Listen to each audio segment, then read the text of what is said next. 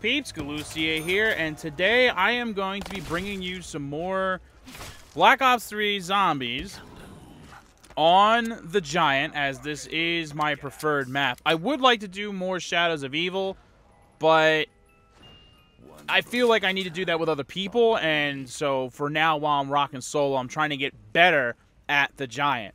So the last video that I posted, I got to round 15, which I honestly felt pretty good about. And when I got to round 15, I posted the video, and it was well received. Thank you to everyone that watched it and commented and liked it and so on and so forth. One of the comments was that the individual that commented said that they can regularly get to round 20 plus, which I didn't take any offense to or think that they were trying to show off or be like, I'm better than you. They were just stating a fact, and that's great. So, but I replied, challenge accepted, because I felt like I needed to also be able to get to round 20 then. If he could do it, so can I. So without giving any spoilers away for this video and what the outcome is, I will tell you that when I started this gameplay, that was fresh in my mind, that I wanted to try to get to round 20, something that I previously hadn't been able to do. But so I want to talk a little bit about the actual gameplay itself. The reason that I included this clip of the gameplay was that in previous zombies, when I would get a sniper rifle out of the mystery box, I wasn't typically very happy about it. But in the earlier rounds anyway, I was definitely getting some work done with it. And especially in that scenario where my back is to the wall and it's a defensive position where I don't have to worry about being attacked from the sides because you have tunnel vision because you're looking down the scope. Obviously, it's a headshot machine, and it was getting work done. So I wasn't completely. At first, I was like, "Oh, really? A sniper rifle? Thanks." But then I was okay with it. And so after I dealt with that, I decided to. That's when I realized that it was going to be a dog round. So I decided that I started to have enough points that I could start working on opening up the Pack-a-Punch, because I hadn't actually gotten the Pack-a-Punch open yet for the Giant. And I figured if I'm going to get to round 20 plus, I really need upgraded weapons. I feel like that's going to be essential. Up until this point, I felt like the thing that was holding me back the most was that I was getting bad weapons. That a lot of times I couldn't even get to the mystery box until later on. And then when I did, I wasn't getting a lot of good weapons out of the deal. And that was really holding me back. And on the gameplay that you saw before, some of you, when I got to round 15, and I did, obviously I eventually died in round 15, I did feel like that was holding me back, that my lack of upgraded weapons and whatnot was definitely a problem. So I wanted to start working on that, and to do that, you have to open up everything, including the back door, which I use as a defensive position because you don't have to worry about stuff hitting you from behind. But you have to open it if you want to get the Pack-a-Punch open.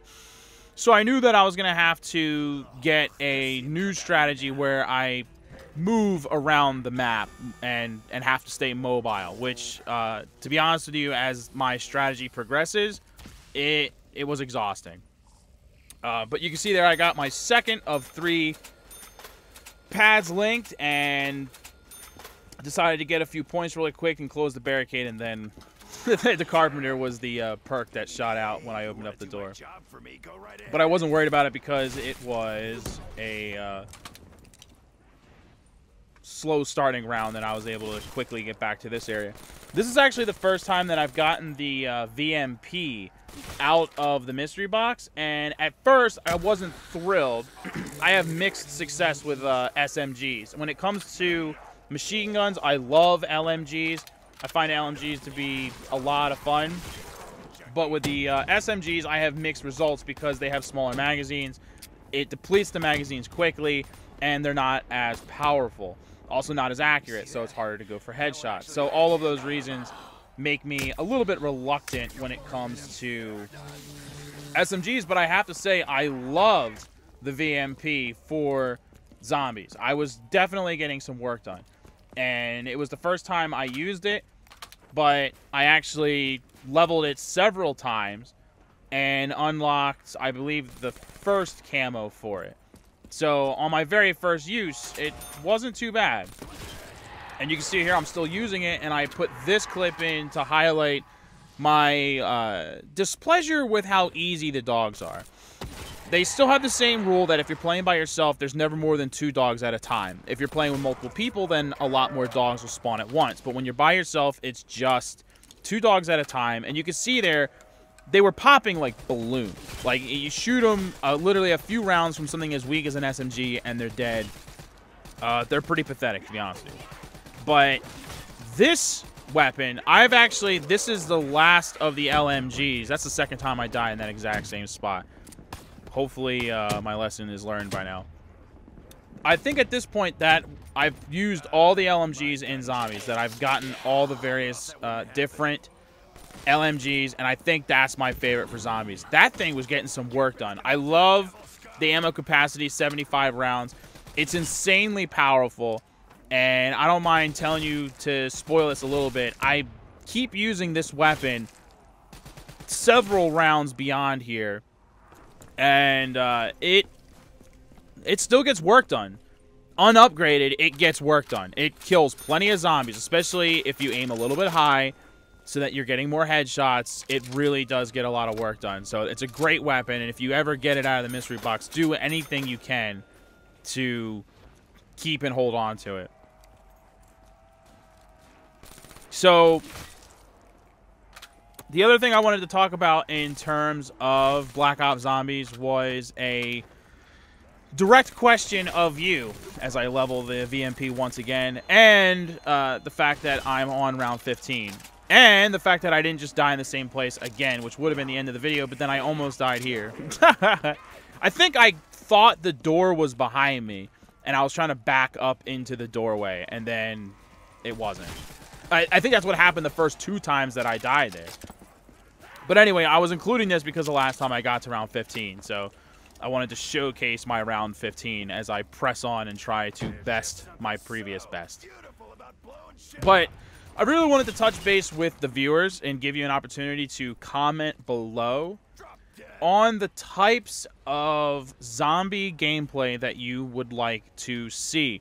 Anyone that's a long-time fan of mine knows that I've been making zombie videos since World at War, and that something that I created very early on in my YouTube career, if you will, which has been ongoing for quite a while now, is that I like to do zombie challenges. It's fun to try to get as far as you possibly can, given no handicaps or special rules. Just go for it. Just however you can do it, go as far as you possibly can in the game. That's a lot of fun for sure, but I like to challenge myself. That can get old after a little while, especially if you keep doing the same map. And like I said, for now, I'm shying away from Shadows of Evil until I can link up with some buddies and play with a group. So I'm going to kind of stick to the Giant for now until we start getting DLC maps, and/or until I can get some friends to play with. So I wanted to start doing some of the challenges. These can be challenges from videos past. A lot of you probably have seen those videos. It's been a while, so maybe it's not fresh in your memory, but they're all there. I believe, if I'm not mistaken, there are 1 or more playlists available on my channel that highlight all of the various zombie videos from the past. But because I know it can be kind of hard to find them by scrolling through, because I have almost 700 videos on my channel. But they're out there, so you can see some of the past challenges I did if you would like me to repeat any of those. I know a couple of people actually have already submitted that I should do challenges from the past, so a couple people have started talking about that. One person suggested that I do the mystery box challenge, which was that every single round I had to get a new weapon out of the mystery box. I had to replace one of my weapons every single round. So if you get a good gun, you have to replace it, and that kind of sucks. It costs a lot of points, so that's a handicap. But there's a lot of other challenges, or you can dream up your own. I think I'd like to start doing those for zombies. So now that I've gotten a little bit farther in zombies, and I think I've kind of proven the fact that I know how to survive a little bit, I would like to see the challenges come back, and so I'd like to hear from you about what those challenges should be. So don't forget to comment below, dream up some new ones, or like I said, go back, watch some of those old videos for inspiration. So I didn't really talk about the fact that I got to the Pack-a-Punch, which I obviously did. Like I said earlier, that was my first time getting to the Pack-a-Punch, so I felt pretty good about that. The nice thing about the Pack-a-Punch, for any of you that are like totally new to zombies or something, is that besides upgrading the weapon in some fashion, it also gives you a completely fresh set of ammo. So I typically like to use up ammo in a weapon that I would like to upgrade so that I get the most out of that weapon, that I use all the bullets available and then upgrade it, and I've got a whole new full set of ammo. So I chose to upgrade the SMG, which it turned into the Impaler, because the LMG was still getting work done. It was still killing zombies, whereas the SMG was definitely starting to feel weaker in the later rounds. And I was really curious to see what would happen to it. The LMG is already really good, so I was curious to see what would happen when it was upgraded, to see how they change it, because they change different weapons in different ways.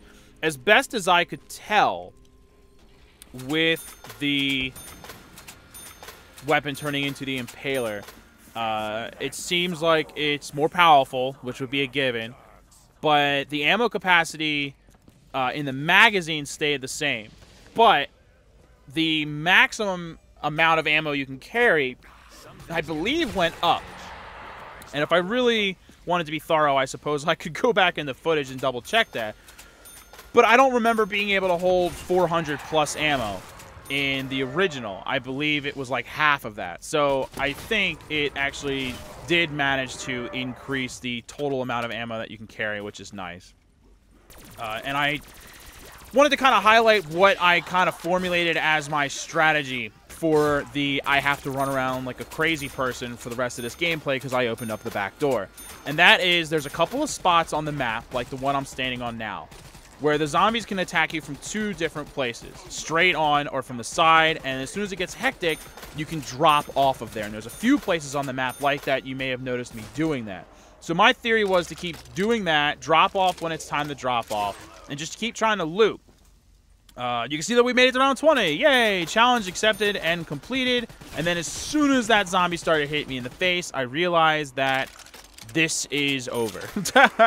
I was too far back to side strafe off of the ledge there. So it is what it is. I couldn't fall off of there, but I made it to round 20 like I set out to do. And that was actually my first attempt on recording that day, where I said to myself, let's get to round 20, and I did it. So I feel pretty good about that. And so like I said, comment below about some things you'd like to see for Black Ops 3 Zombies. I appreciate all of your input, and I will talk to you next time. Later!